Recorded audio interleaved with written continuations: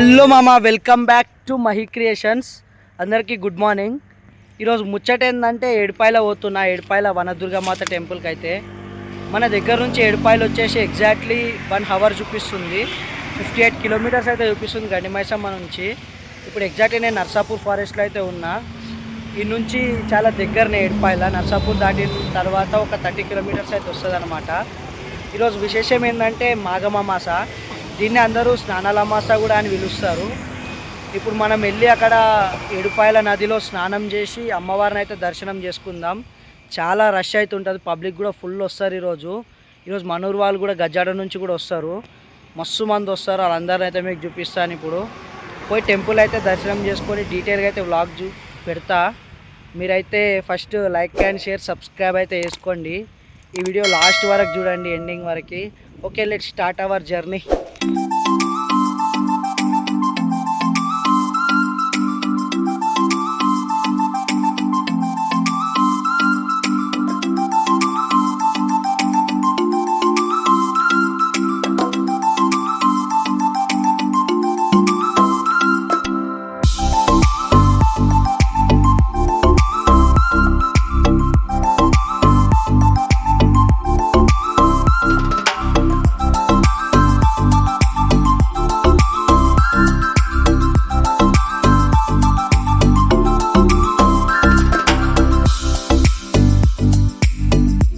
Friends, ఈ వాటర్లో అయితే స్నానం చేసి మనం గుళ్ళకి అయితే పోదాం. ఇక ఫుల్ పబ్లిక్ అయితే ఉన్నారు. ఒక 6 కిలోమీటర్స్ నుంచి ట్రాఫిక్ అయితే ఫుల్ ఉంది. ఎంతసేపు స్నానం చేసినా కానీ మళ్ళీ ఈత కొట్టాలనిపిస్తుంది. చాలా రోజుల తర్వాత ఈత అయితే కొడుతున్నా. ఫుల్ పబ్లిక్ ఉన్నారు, మస్తు ఎంజాయ్ చేస్తారు ఈత అయితే.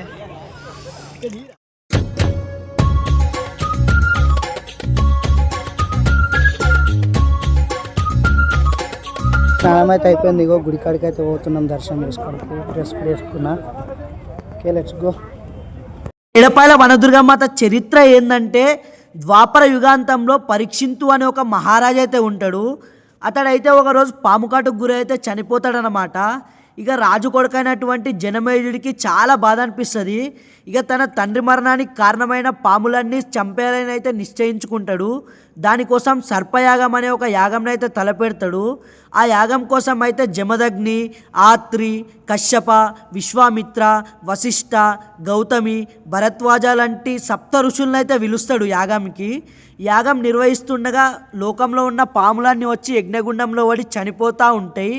ఇక సర్పజాతి మొత్తం అంతమవుతుందనే ఆందోళనలో నాగులమ్మ తల్లి అయితే దేవుళ్ళను వేడుకుంటుందన్నమాట. నాగులమ్మ తల్లికి దేవుళ్ళందరూ ఒక మాట చెప్తారు. పాతాళంలో ఉన్న భాగావతి నదిని అయితే తీసుకొచ్చి ఆ యజ్ఞగుండంలో ప్రవహింపజేస్తే నీ బిడ్డలకైతే పుణ్యప్రాప్తి లభిస్తుంది అని చెప్తారు. అది ఎవ్వరి వల్ల కాదు, గరత్మంతుడి వల్ల ఒక్కని వల్లనే అవుతుందని చెప్తారు. నాగులమ్మ తల్లి గరత్మంతుని దగ్గరికి వెళ్తే వెళ్ళి వేడుకుంటుందన్నమాట. అప్పుడు గరత్మంతుడు అయితే పాతాళంలో ఉన్న భాగవతి నదిని అయితే తీసుకువస్తాడు. ఇక్కడికి రాగానే ఆ నది అయితే 7 పాయలుగా అయితే చీల్కపోతారనమాట. అందులో ఒక పాయ అనేది యజ్ఞగుండంలో పడి మొత్తం అమ్మవారి పాదాల నుంచి అయితే ప్రవహిస్తుంది. అందుకే ఇక్కడ 7 పాయలు అనే పేరైతే వచ్చింది. రాతి గుహలో ఉన్న అమ్మవారి పాదాలను అయితే తాకుతూ అయితే పోతుంది గోదావరిలో కలిసేందుకు. 7 ఋషులతో యాగం చేసినందువలన ఈ ప్రాంతానికి అయితే ఏడుపాయలు అనే పేరైతే వచ్చింది. ఇప్పుడు మనం కూడా ఏడుపాయలు అని పిలుస్తాము. చిన్న గోడకెళ్ళి అయితే మనం లోపలికి అయితే పోతున్నాం. అమ్మవారిని అయితే దర్శనం చేసుకోవాలి. తమ్ముడు కూడా వస్తుంది కెమెరా చేసుకొని. ఇట్లా ఎంత కష్టంలో అయితే లోపలికి జర్రాలి. ఫ్రెండ్స్, ఇట్లా లోపలికి అయితే పోతున్నా. ఇది ఏడుపాయలనే ఉంది గుహ, ఏడనో లేదు.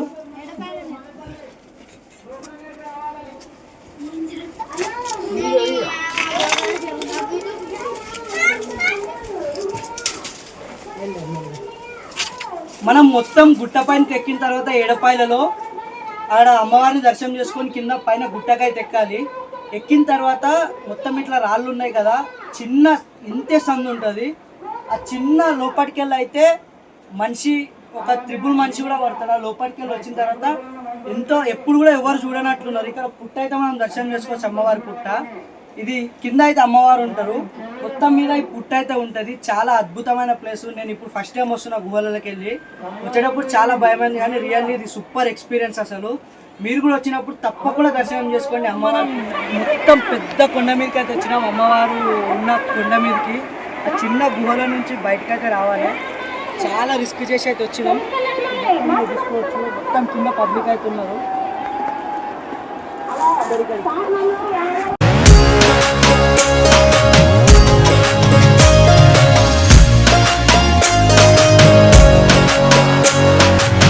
ఇగో ఇదే కొండ మీద అమ్మవారిది జెండా అయితే ఉంటుంది మొత్తం పైన.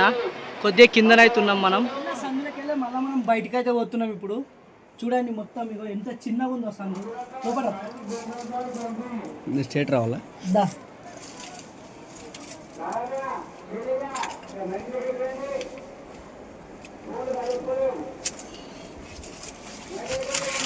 ఇట్లా వన్ సైడ్ మీద అయితే లోపు బయటకు పోవాలి మనం. బయటకు వెళ్దా కొంచెం మరి.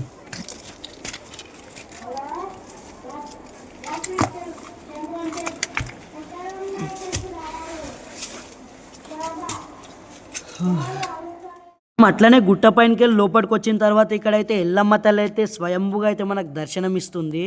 ఇక్కడ ముగ్గురు అమ్మవార్లు అయితే ఉన్నారు. వాళ్ళ పేర్లు అయితే నాకు తెలియదు, కానీ మధ్యలో ఉన్న అమ్మవారి పేరు అయితే ఎల్లమ్మ అని తెలుసు. మస్తు లోపలి చీకటి అయితే ఉంది గుహలు అయితే.